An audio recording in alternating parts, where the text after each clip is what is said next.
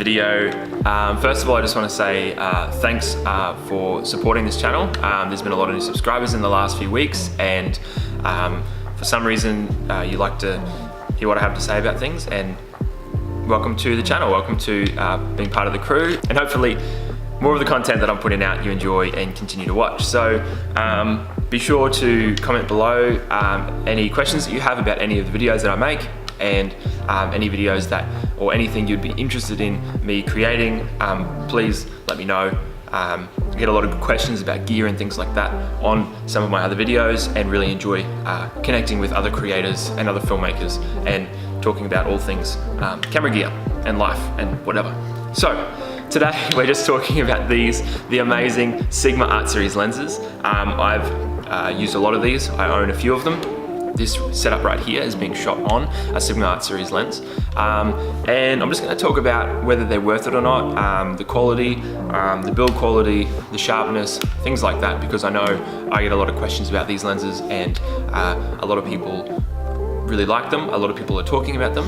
And so today we're just going to look at if they're worth the price tag. So today we're just going to have a look at whether they're or not they're worth the price. So today we're just going to decide whether they're worth it or not.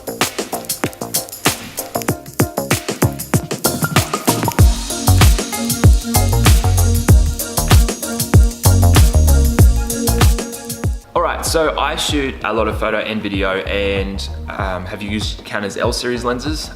So I shoot Canon, I use Canon bodies, I've used Canon L series lenses, and they're very sharp.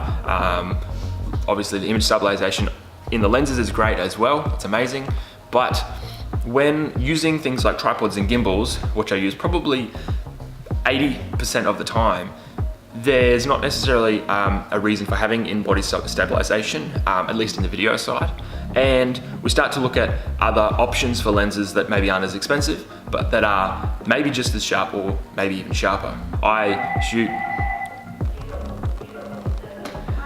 there's a florist downstairs, and obviously working with the circumstances, working with the atmosphere. So just general photography, portrait photography. I've been using the 50mm f1.4 for the last 18 months. And it's amazing, it's extremely sharp. And again, the reason for opting for this lens is price. Price is a big consideration because it's definitely not as expensive as the 50mm f1.2 by Canon. They've got an incredible build quality, the full metal build, body build quality, and ultimately that's what I'm wanting is sharpness in your photo.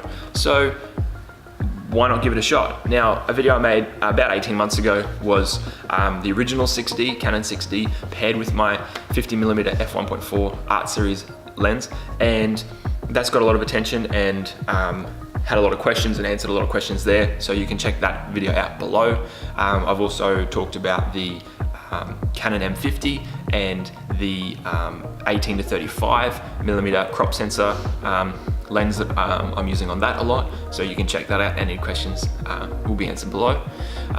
But really just the core of this video today is looking at, are these lenses worth it? And before we go on any further, and before I drag it on any further, I believe yes. I love these lenses, and I use them all the time.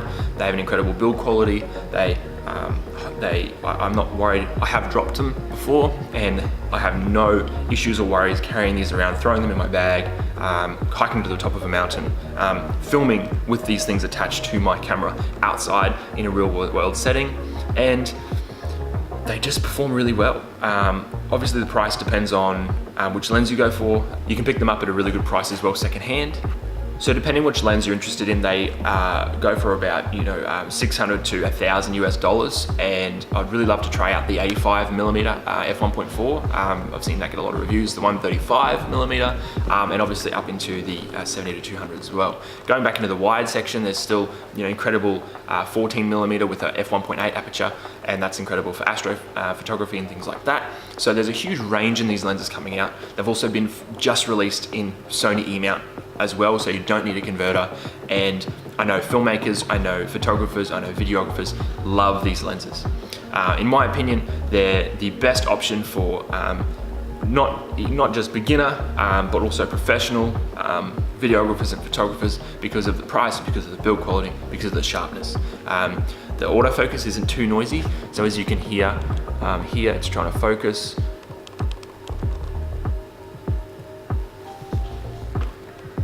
A little bit of noise there in the focusing, but honestly not quite as bad as my 16-35 Canon L series lens.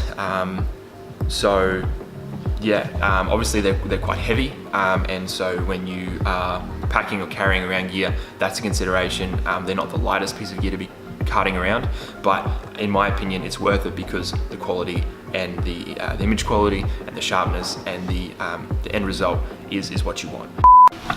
Really quick, I was just editing this video and realized one big thing I didn't talk about was the f-stop. The incredible thing about these lenses is that in the primes and in some of the zooms as well, you've got a constant aperture. So on this 24-35, you've got a full frame lens, constant f2 aperture, which is just like nothing else on the market.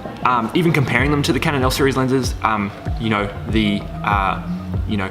a lot of their zooms and a lot of their constant aperture lenses are maxing out at about an f2.8. So you're able to get an incredibly wide aperture. On the 18-35, it's f1.8 constant aperture. So for the price, again, often in lenses you pay for a lower f-stop is sort of a general indication of the price of the lens, and that gauges it. But these lenses are priced really well and have an incredible,